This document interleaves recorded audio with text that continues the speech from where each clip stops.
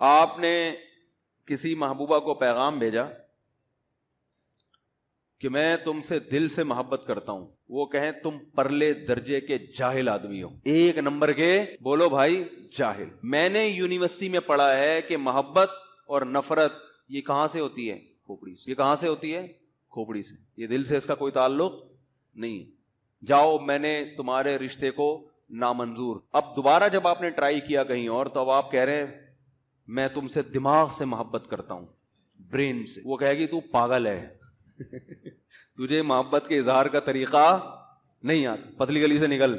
تو بھائی نہ دل سے محبت کا اظہار کا لفظ استعمال کرنا سائنس کے خلاف ہے، سمجھ رہے ہو نا؟ نہ یہ کہنا، اور یہ دماغ سے محبت کا اظہار کرنا سائنس کے حساب سے تو ٹھیک ہے، لیکن خود دماغ کے حساب سے ٹھیک، دماغ کہتا ہے یہ سائنسی تھیوری کا موقع نہیں ہے، یہ کھوپڑی استعمال کر تو دل سے ہی محبت کرے گا۔ دلوں میں تیر گھسائے ہوئے ہوتے ہیں نا، وہ تصویریں جو بنی ہوئی ہوتی ہیں دل میں تیر۔ حالانکہ تمام تر ٹینشن جب محبت ناکام ہوتی ہے تو دل کے بجائے کس کو ہوتی ہے؟ دماغ کو ہوتی ہے۔ اب قرآن بھی اسی انداز سے بات کرنا شروع کر دیتا۔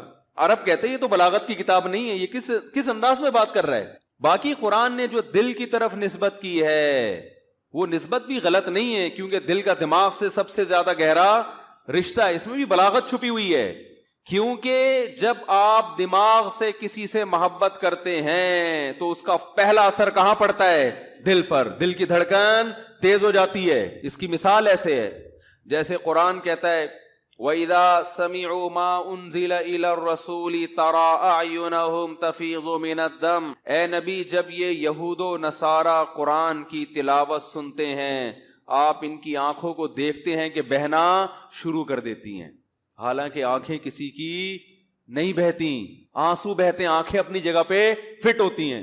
اب اس دور میں کوئی سائنسدان ہوتا جس کو سائنس کا ہیضہ ہو گیا ہوتا، معذرت، سائنسدان ہونا بری چیز نہیں ہے، سائنس کا ہیضہ ہونا کیا ہے کہ جہاں سائنس فٹ نہیں بھی کرنی وہاں کیا کر رہے ہیں۔ وہ ایک حکیم صاحب نے مجھے بتایا کہ میرے گھر میں کھانا پکتا ہے تو گھر والے میرے خلاف ہو گئے ہیں، کیونکہ وہ ہر وقت غذاؤں کے بارے میں نا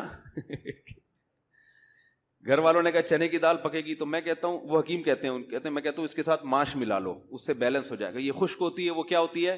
ذرا تر ہوتی ہے۔ تو سارا دن وہ کیا کرتے رہتے ہیں غذاؤں میں؟ بھائی ایک شریف آدمی، سیدھا سادہ، شریف سے مراد سیدھا سادہ آدمی جب گھر جائے گا جو پکا ہوا ہوگا کھا لے گا، وہ یہ تھوڑی دیکھے کہ بھنڈی میں یہ تر ہے، کریلا خشک ہوتا ہے، تو ابھی چونکہ ویسے ہی خشکی بدن میں زیادہ ہے تو کریلا کھانے سے خشکی اور بڑھ جائے گی، تو پھر مجھے بھنڈی کھانی وغیرہ، مجھے نہیں پتا بھنڈی تر ہوتی ہے کیا ہوتی ہے، میں ایک مثال دے رہا ہوں۔ وہ جو پکا ہوگا تمیز سے کھا لے گا، بولے گا کھانے کا مقصد حاصل ہو گیا، طاقت آ گئی، نکل لے گا پتلی گلی سے، ٹھیک ہے نا۔ حکیم صاحب جب گھر میں جائیں گے تو کیا ہوگا؟ ایک تو نارمل حکیم ہوتے ہیں وہ بھی گھر جاتے ہیں تمیز سے کھا لیتے ہیں، مگر اگر خدا نخواستہ حکمت کا ہیضہ ہو گیا آپ کو، حکیمی کا کیا ہو گیا؟ ہیضہ، تو سارا دن بیٹھ کے بیلنس ہی کرتا رہے گا نا۔ میں ایک دفعہ مدرسے میں پیاز، کچا پیاز جو ہے نا اس میں دہی ملائی اور کھا رہا تھا، اس لیے کہ پیاز اور دہی کی چٹنی بڑی مزے کی ہوتی ہے۔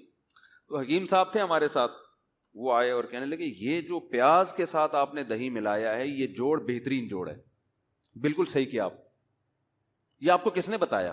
مجھے کہنے لگے پیاز میں پتہ نہیں کیا ہوتا ہے اور دہی اس کا بیلنس کر دیتی ہے اس کے سائیڈ ایفیکٹ کو، یہ آپ کو کس نے بتایا؟ میں نے کہا مجھے نہیں، مجھے تو مزہ آ رہا ہے بھائی کھانے میں، سیدھے سیدھے پیاز دہی کا ملاپ کیا ہے؟ ہٹو بچوں ہے، خاندانی ملاپ۔ ہم جو شربت میں نیمبو ملا کے پیتے ہیں اس لیے تھوڑی کہ وٹامن سی کا تناسب اس میں بڑھ جاتا ہے اور پھر وہ اس سے آپ کی جو امیون سسٹم ہے، جو ہمارا جو دفاعی نظام ہے، وہ وٹامن سی سے کیا ہوتا ہے؟ بول لو نا، مضبوط ہوتا ہے نا، وہ بڑا مضبوط ہو جاتا ہے۔ اب آپ نے کہ جی نیمبو اس میں ڈالا جائے تو وہ سسٹم ٹائٹ ہو جاتا ہے، اور یہ بھائی ہمیں تو مزہ آتا ہے یار لیمو نچوڑ کے شربت میں پینے سے، وہ آپ کی تحقیق ہوگی وٹامن سی، ہم تو وٹامن سی کو کہاں بیچ چکے ہیں؟ بولو بھائی، بیچ دو اس کو، مزہ آ رہا ہے بھائی۔ تو اسی طرح بات یہ چل رہی تھی کہ آپ نے کسی محبوبہ سے کہہ دیا کہ میرا دل تم پہ عاشق ہے، وہ میڈیکل سائنس کی اسٹوڈنٹ تھی، اس نے کہا تم تو بالکل جاہلوں والی باتیں کر رہے ہو، یہ تو 200 سال پہلے بلکہ 1000 سال پہلے ریسرچ سے ثابت ہو چکا ہے کہ عشق دل سے نہیں بلکہ کہاں ہوتا ہے؟ دماغ سے ہوتا. تو آپ اس سے کہیں گے بھائی تو رہنے ہی دے, تیرے ساتھ گزارا بولو بھائی نہیں ہے.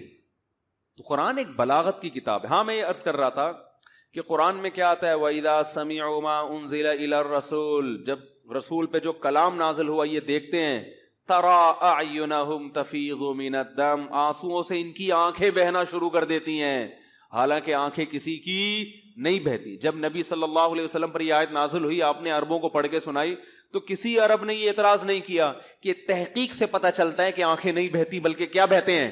آنسو. وہ سمجھتے تھے بھائی ان کا مطلب کیا ہے, مقصد یہ کہ بہت زیادہ روتے ہیں بس, اس کے علاوہ اور کوئی مقصد نہیں ہے.